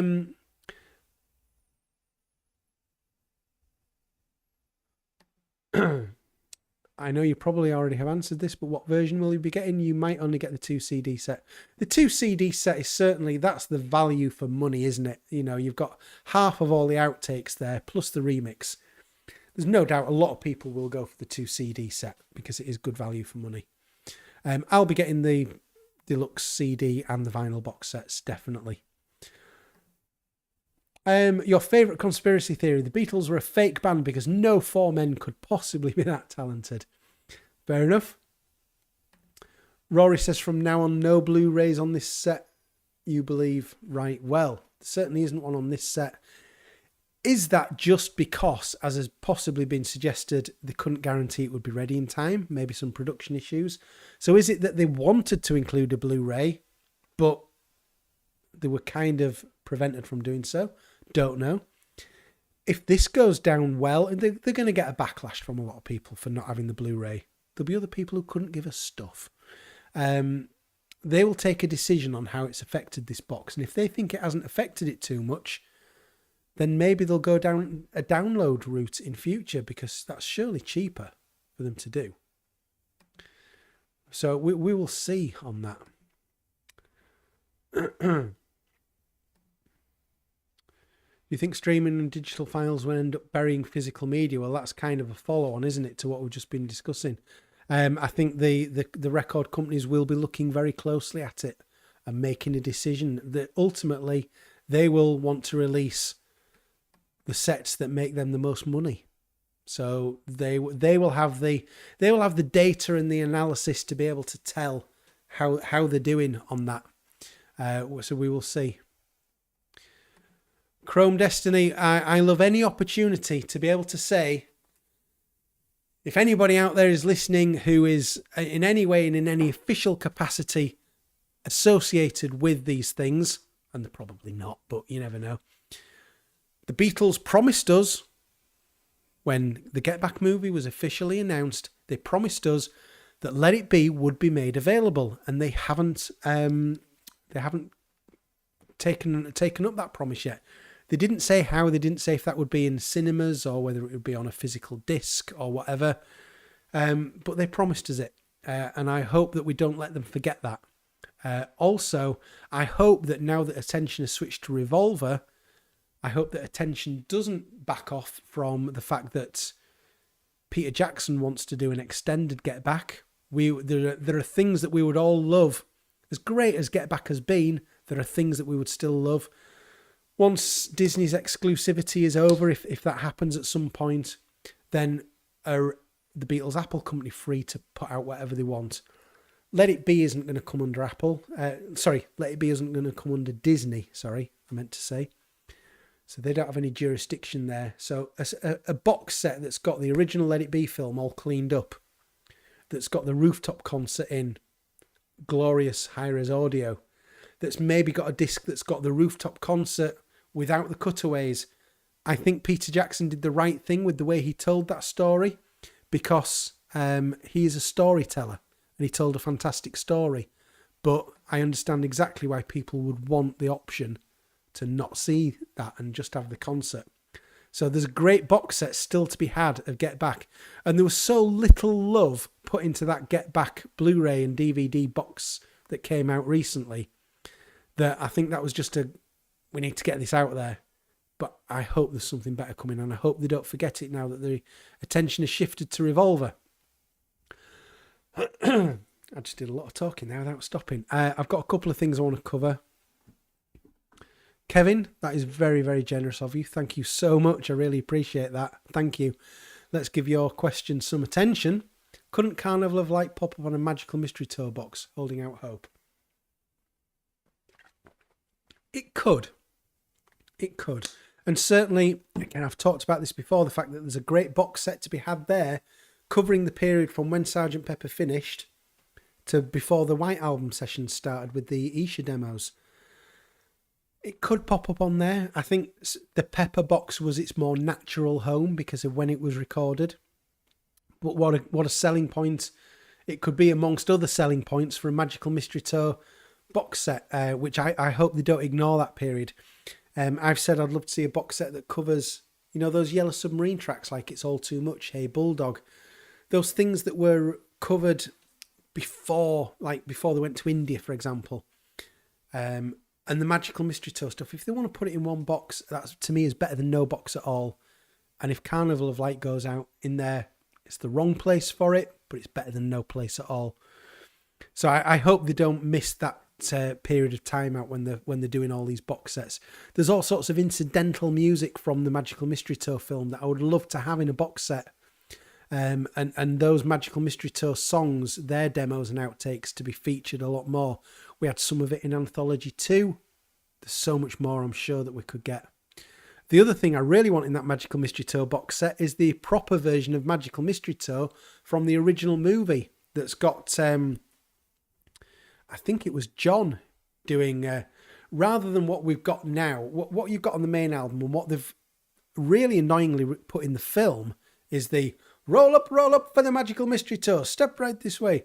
Whereas in the original movie, it was like, roll up for the Magical Mystery Tour, step right this way. It's a different thing that I think John did, but they seem to have erased it from existence. I've got a rubbishy MP3 of that, but we want that in the box set. And it should be reinstated to future versions of the film. Yeah. What else have we got? Oh, David, absolutely. The Beatles box sets will always disappoint somebody. There is no such thing as a perfect version of these box sets that will please everybody. It's not possible to do. You put a Blu-ray in and somebody will say, I'm paying for a Blu-ray. I don't have a Blu-ray player, or I don't have access to 5.1. You don't put a Blu-ray in, and people who like the Blu-ray will complain. You put both in, you put a download and a Blu-ray, and people will complain, I must be paying twice for that. You cannot please everybody. Wow, the Get Back Blu-ray is now over £60 on Amazon. Wow, that's gone up. See, this is why I got in there with it, because a lot of these things, once they start going up in price, it might be because they're running out, and once they're gone, there's no guarantee they're getting reprinted. Dean, Peter Jackson said there's 4 hours of White Album footage. And is that the project that he talked about? He said that there was something else that he wanted to work on with the Beatles that wasn't a documentary as such. Is it that footage? Or was he talking about the Star Club tapes? I don't know. I hope we find out one day. Are we getting the full version of 12 Bar Original? Well, you'd assume that would crop up on a Rubber Soul box, wouldn't you? God, do we want a full version of 12 Bar Original? It wasn't very exciting, was it? I mean, was that them trying to be Booker T and the MGs and just completely failing? I don't know. Completely failing. Cofollow, will more 2022 mix songs be uploaded on YouTube, like Taxman has been before the Revolver release date? The suggestion, the rumour that I've heard is that there will be 4 songs come out, Taxman being one of them, and over those 4 songs, 3 lead vocalists. So somebody's not getting a lead vocal on one of these preview songs. We'll see who that is. Somebody's not getting one, basically. Yeah, absolutely. 29 quid. That's what I paid for mine as well for my Get Back Blu-ray. If you want it, get it while you can, because these things are not guaranteed to last forever. Get Bent, the White Album documentary. That'd be good. An interesting title for it. Your new favourite band are the Ruttles. Legends in their own lunchtime. Fantastic. What a band. Yeah, John Lennon said you have your old records you can play. Yes, John, you were so right, but now it's more technology. You think it's probably so you don't think that Yellow Submarine will be one of the 4? Interesting, because to the wider public, not just Beatles fans, but to the wider public, Yellow Submarine's probably the most well-known song on that album, isn't it? Eleanor Rigby would be the other one. But Yellow Submarine and Eleanor Rigby would be the 2 most well-known songs to people outside of the Beatle fan base. We will see.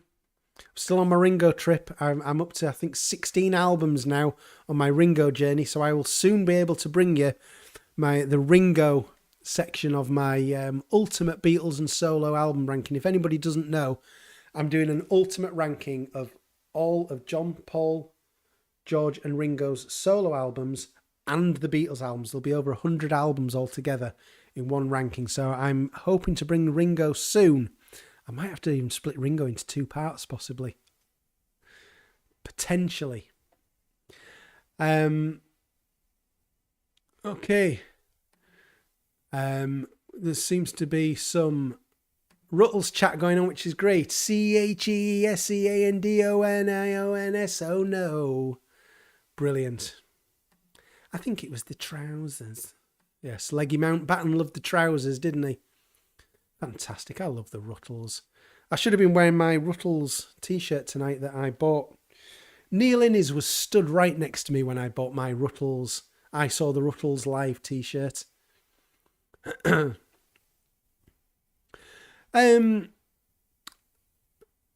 Yes, Andy, you hope that Rubber Soul, Help and A Hard Day's Night get the same treatment. I certainly think, I'm sure that they will do something for the whole of the Beatles catalogue now. I'm sure that they will, you know. Where else is the big bucks coming from? Did Scouse the Mouse make the cut in my Ringo listening spree? I've struggled to find a version of that. I've struggled to find a copy of it. I think the big question I've got at the moment is, am I including Ringo's Christmas album?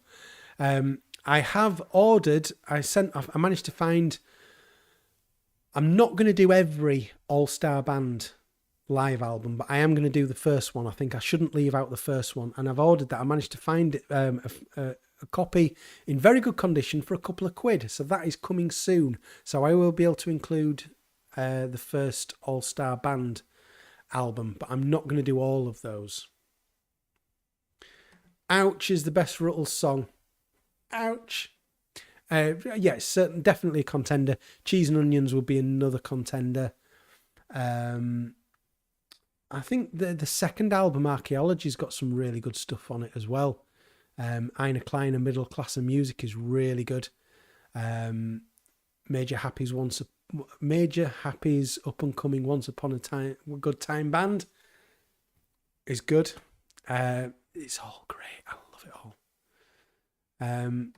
You've got their autographs, Tyrone. Fantastic. I've got Neil Innes' autograph. I've got a Ruttles ticket, gig ticket signed by Neil Innes, and it's tucked inside my All You Need Is Cash DVD. I didn't get Barry Wom's signature. Oh, Paula, what an idea that is. Can we have a Ruttles World Cup? I'm up for a Ruttles World Cup. I tell you what, that is worthy of the first poll of the evening. Would you be up for a Ruttles live World Cup? What do you think, folks? Would you be up for that? Hold My Hand is a great song as well. Yeah. Oh, I Must Be in Love. You're coming up with some cracking Ruttles songs here. Back in 64, before you were born. There's a great line in Back in 64, isn't there? Where, what is it? They say something about pouring scorn, and then the backing vocals switch it around and go, oh, scoring porn. It was quite funny. A quarter of you don't want me to do a Ruttles World Cup. Well, I might just do it anyway. I think it's a cracking idea, that, from Paula. I'll end that poll. I'll end that poll while the answer is yes, we should do a Ruttles World Cup. I think, what would we do?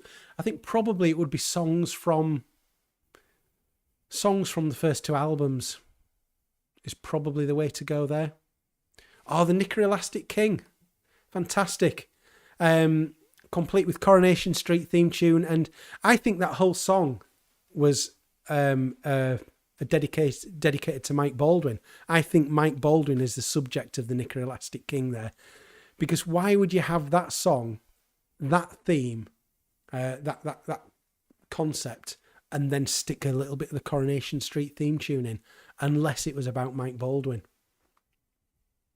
Oh, Jordan, you've got some learning to do, my friend. What is a World Cup? A World Cup is trademark Andrew Dixon. It's my thing. It's a live stream like this. I've done several of them already. And we take a theme, a topic. So let's say, for example, it might be songs from Revolver. And we do it as like a knockout style draw where you all vote. So let's say, for example, I might pull out of the hat. First round, it's going to be Tomorrow Never Knows versus For No One. Ooh, it's a big clash in the first round. And then you all vote what song goes through to the next round. And we do it until there's a winner. So I've done that on, I think I've done a Revolver one. I've done a White Album songs. I've done Beatles albums. I've done Beatles B-sides. I've done Beatles singles. I've done albums I've done solo albums versions. I've done all sorts of World Cups. So there you go. That's a brief guide to my World Cups. There are more of them to come. You know it. My Uncle Richard's in the house. Hello, Uncle Richard. Yeah, I watch Coronation Street. I always have done. I'm not afraid to admit it. I've recorded it tonight because I'm doing this. I'll be watching that. Maybe not tonight, but maybe tomorrow night.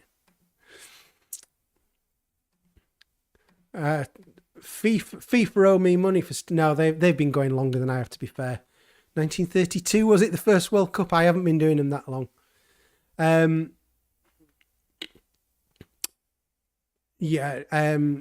If you're looking forward to the Sometime in New York City box set, as I have been for a long time, we'll focus on Revolver. That's all I'll say. And then hope that we get something from Lennon soon. Well, yes, he's done a lot on Twitter, hasn't he? He's done like World Cup of chocolate and biscuits and things like that.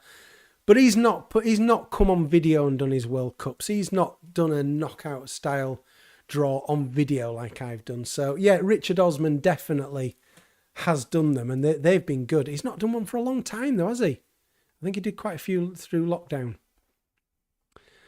Any more Beatles themed trips planned? Well, I'm going to see Mark Lewison show in London in October. That's going to be great. I did go, my Uncle Richard, who's on, who we saw a couple of minutes ago, I did go to Liverpool with him and other, and his kids, basically, my cousins.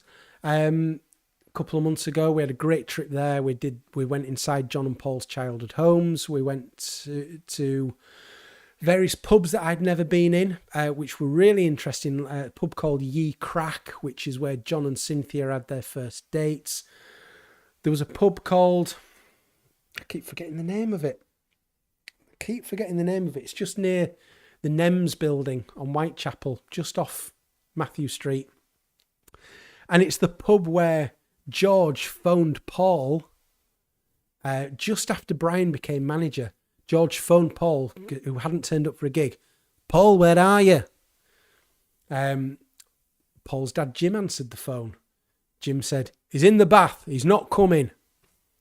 And George had to go from this pub and tell Brian that Paul wasn't coming. Seems like it was probably Paul testing Brian's authority early on. So we went into that pub where George had made this phone call. That was good. We went to the Philharmonic where Paul did that gig in 2018 to promote Egypt Station, which, by the way, Egypt Station, happy 4th birthday today. That was released 4 years ago today. So we went in that pub. We went in that room where that gig was done. That was good. And went in the Jacaranda for the first time. I'd never been in the Jacaranda, so that was great to go in there. So, have we covered everything we want to do on Revolver? Have we covered? I think we just about have. Yorkshire through and through. I've lived in various parts of Yorkshire. The only bit of Yorkshire I haven't lived in now is South Yorkshire. Bag of Nails in London. I've not been to the Bag of Nails yet. Am I right in thinking that the Bag of Nails is really close to Buckingham Palace? Or have I got that wrong? Not quite sure. Richard's doing a Liverpool trip for what would have been George's 80th in Feb. No, that would be good. Right, great, okay. My videos are giving you ideas. So brilliant. Definitely doing the National Trust home. If I could say if anybody's going to go to Liverpool, the two main things above all else to do, and I'm not putting the Cavern in the top two, I'm really not. It is John and Paul's Childhood Homes tour through the National Trust. That's the one. That's just incredible. And the Casbah, still owned by Rogue Best, who is Pete Best's brother, Mona Best's son. Mona Best, who owned the Casbah originally. He does tours of the Casbah. You've still got John Lennon's sketchings in the wall that he sketched with a penknife. They're still there. There's a hole in the ceiling on that stage where the Beatles played in the 50s, where Rory Storm, tall, lanky bloke that he was, jumping up and down, put his head through the ceiling. That hole's still there. Pete Best played the Casbah just last week. Incredibly, Pete Best band played at the Casbah on that stage still. So they're the two main things to do, I would say. Right, well, Bag of Nails then, Graham, in that case, is nowhere near Buckingham Palace as I thought it was. Fair enough. I wonder what I was thinking of there. Not quite sure. Oh, Claire, you're near Donny, just down the road. Okay, fair enough. I'm going to be just near Donny next week. I'm going for a hospital visit at a hospital just near Doncaster next week. Kathy, you agree on what to see in Liverpool? You went to the Casbah in 2013. Incredible. It is fantastic. I want to stay there overnight as well. He's doing it all up. He's doing the... He's converting all the upstairs into apartments where you can stay, and they should be ready soon. So that'll be great. Hey, Sean, thank you for checking in during your break at work. Thank you very much. Andy says, have I seen the new Brian statue? Well, I've not seen it in person because that only went up a week or two back as well, didn't it? But I've seen the pictures of it. It looks really good. And he's facing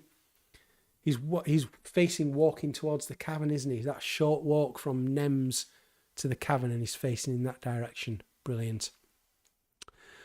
Folks, I think we've had a great chat tonight. I've really enjoyed it, all about Revolver. I think we're all pretty sure, apart from that one niggling question about whether that audio, that digital audio set is in the CD box. We're still not quite sure on that, but I think we've cleared up a lot of things. I think we understand what we're getting. We understand whether people are excited or not, what they're happy about, what they're not happy about. But I'm gonna wrap it up there, folks. I'm gonna say thank you very much because I'm boiling up here. I've given all I've got to give, basically. It's been nearly 2 hours, so I thank you very much, everybody. I'll be back with more videos very, very soon. I'll be covering Revolver all the way, unboxings, reviews. I'm going to do a live stream listening party as well once it's out. Maybe a couple of days after it's out, once we've got our copies, where we'll all listen at our end. I'll be listening on headphones, and we can play it together, and we can discuss, see what we think, what do we like, what don't we like, that kind of thing. So, but anyway, guys, I am going to check out for tonight. I'm going to say thank you very much to everybody who's contributed with comments and everything else. It's been fantastic. I've loved it as always. And I think my technology's behaved itself, which is amazing. But I'm going to stop waffling now. I'm going to say thank you very much for joining. And I'll see you later. Cheers. Bye-bye.